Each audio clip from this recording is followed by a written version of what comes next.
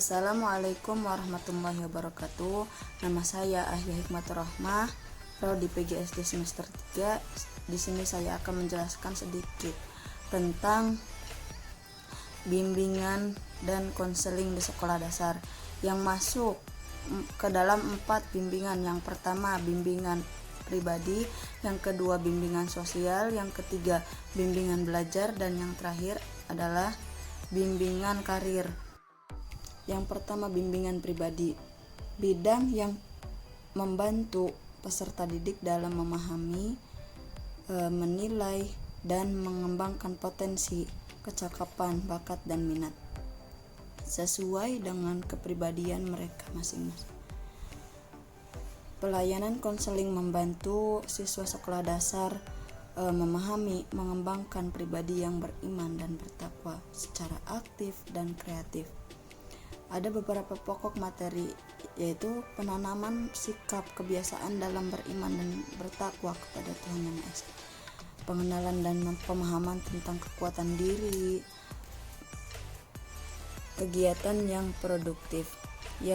Yang kedua adalah bimbingan dalam bidang sosial, yaitu untuk membantu bidang peserta didik dalam memahami, menilai, serta mengembangkan kemampuan hubungan sosialnya, baik dengan anggota keluarganya, dengan teman sebayanya, warga lingkungan yang luas, dengan dilandasi budi pekerti yang luhur.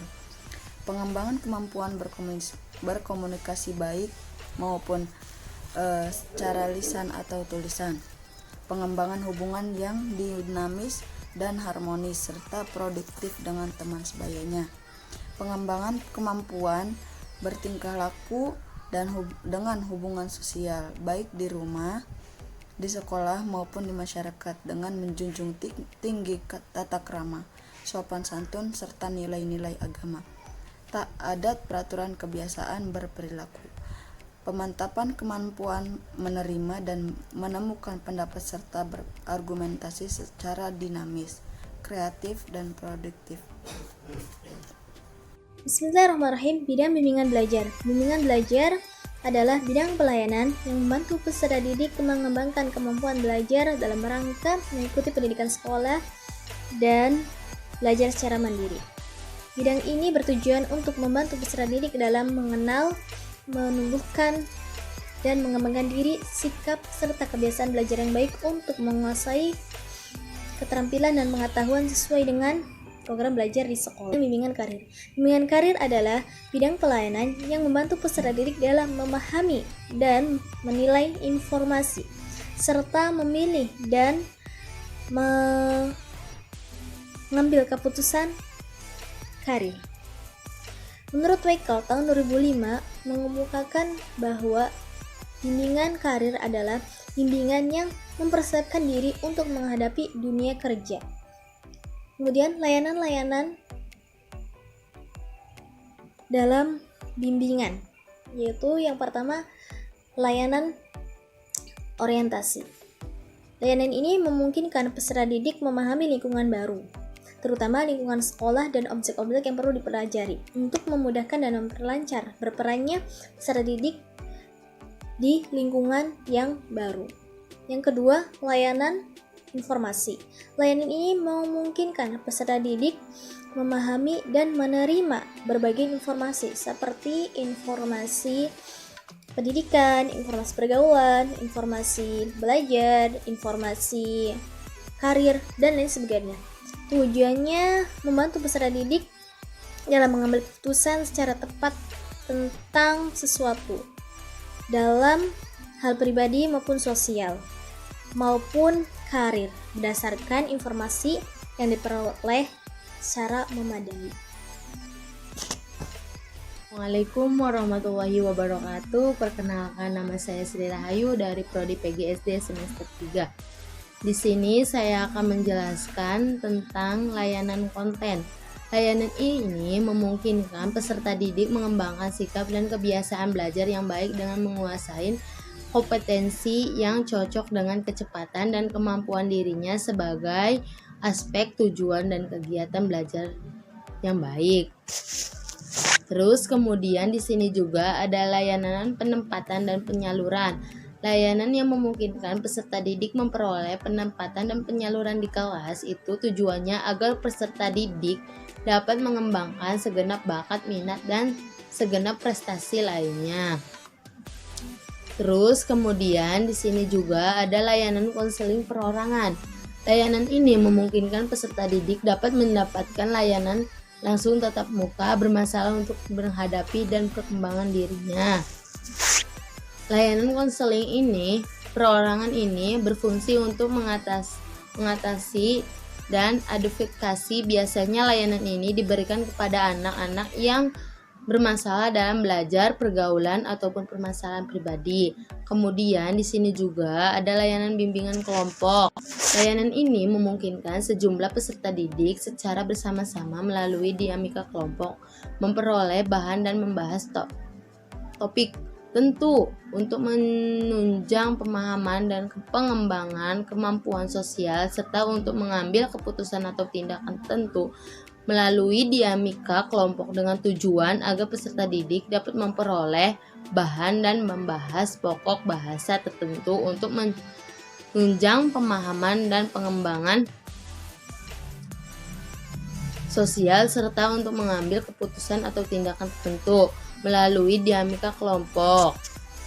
Yang ketujuh itu konsultasi. Layanan ini membentuk peserta didik dan atau pihak lain dan memperoleh wawasan, pemahaman, dan cara-cara yang perlu dilaksanakan dalam mengenai kondisi dan atau masalah peserta didik.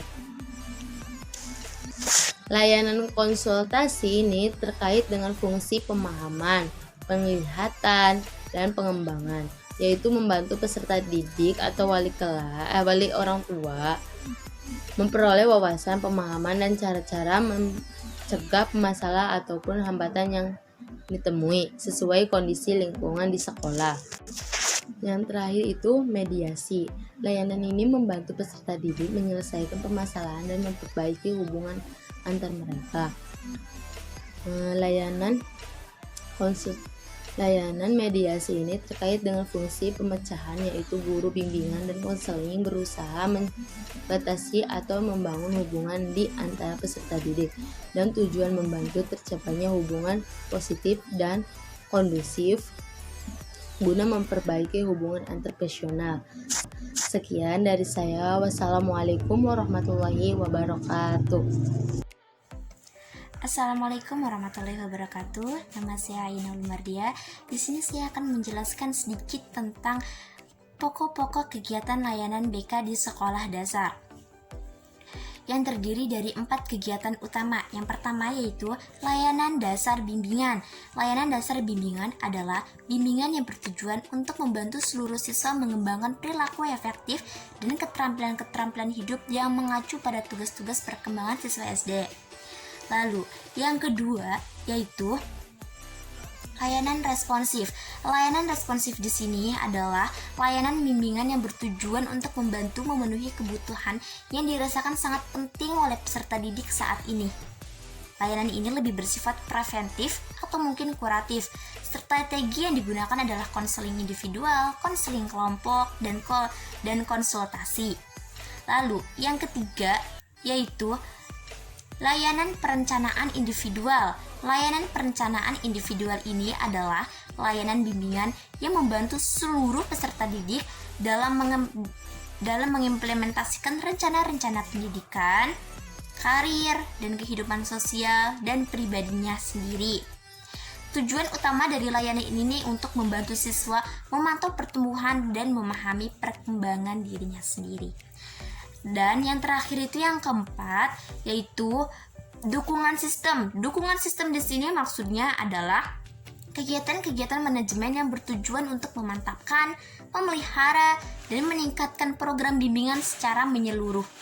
Hal itu dilaksanakan melalui pengembangan profesionalitas, hubungan masyarakat dan staf, konsultasi dengan guru, staf, ahli atau penasihat, masyarakat yang lebih luas, manajemen program, penelitian dan pengembangan.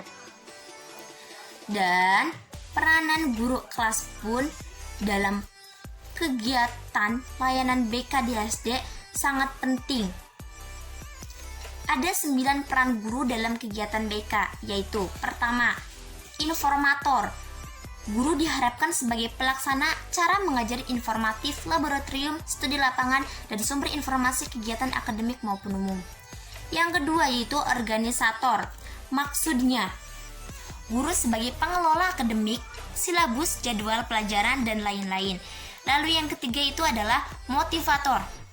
Maksudnya, guru harus mampu merangsang dan memberikan dorongan serta reinforcement untuk mendinamisasikan potensi siswa, menumbuhkan swadaya dan daya cipta sehingga akan terjadi dinamika dalam proses belajar mengajar.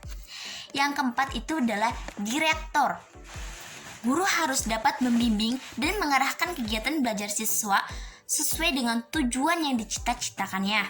Yang kelima itu inisiator. Guru sebagai pencetus ide dalam proses belajar mengajar. Yang keenam itu adalah transmitter, yaitu guru bertindak selaku penyebar kebijaksanaan dalam pendidikan dan pengetahuan. Yang ketujuh itu adalah fasilitator. Maksudnya, guru akan memberikan fasilitas atau kemudahan dalam proses belajar mengajar. Yang kedelapan itu adalah mediator. Maksudnya, guru sebagai penengah dalam kegiatan belajar siswa. Dan yang kesembilan terakhir itu adalah evaluator. Di sini maksudnya guru mempunyai otoritas untuk menilai prestasi anak didik dalam bidang akademik maupun tingkah laku sosialnya, sehingga dapat menentukan bagaimana anak didiknya berhasil atau tidaknya. Sekian penjelasan dari saya, kurang lebihnya mohon dimaafkan. Wassalamualaikum warahmatullahi wabarakatuh.